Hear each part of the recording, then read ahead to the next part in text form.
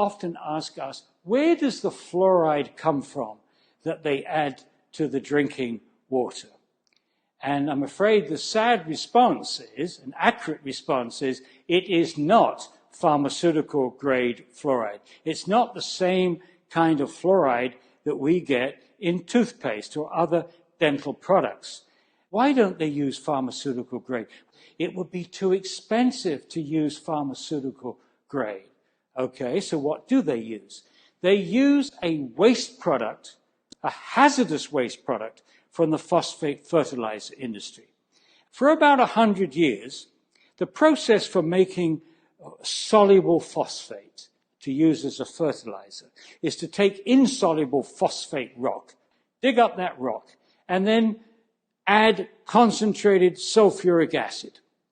And that reaction between those two chemicals puts off two very toxic gases, hydrogen fluoride, HF, and silicon tetrafluoride, SiF4. And over the 100 years, many examples of severe poisoning of the local environment. The fluoride gases and dust falls on the grass, the cows eat the grass, it cripples the cows, ruins the teeth, and so on. And the EPA required the phosphate fertilizer industry to put a scrubber on, a spray of water.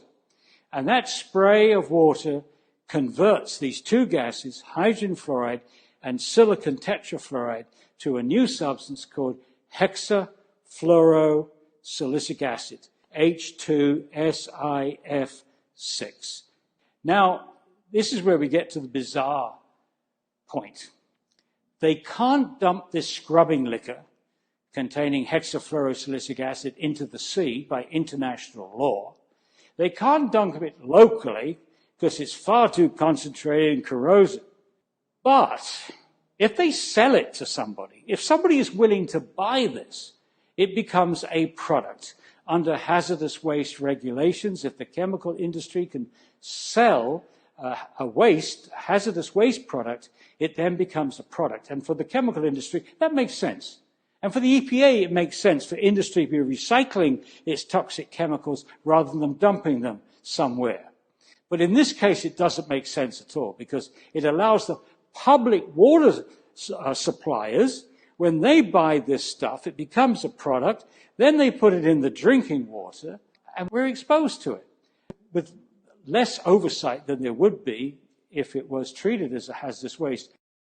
There's another issue, that the hexafluorosilicic acid has in it, in the process of making it, other contaminants, arsenic, lead, mercury, even traces of radioactive isotopes. And the question to any decision maker in the public is, do you really want trace amounts of these materials, especially when the EPA says about arsenic and lead, there are no safe levels because they are human carcinogens. So any level of arsenic exposure, any level of lead exposure, potentially will increase cancer rates in the United States. And that's why, to many people, it's unpalatable to be drinking what has originated as a hazardous waste product from the phosphate fertilizer industry.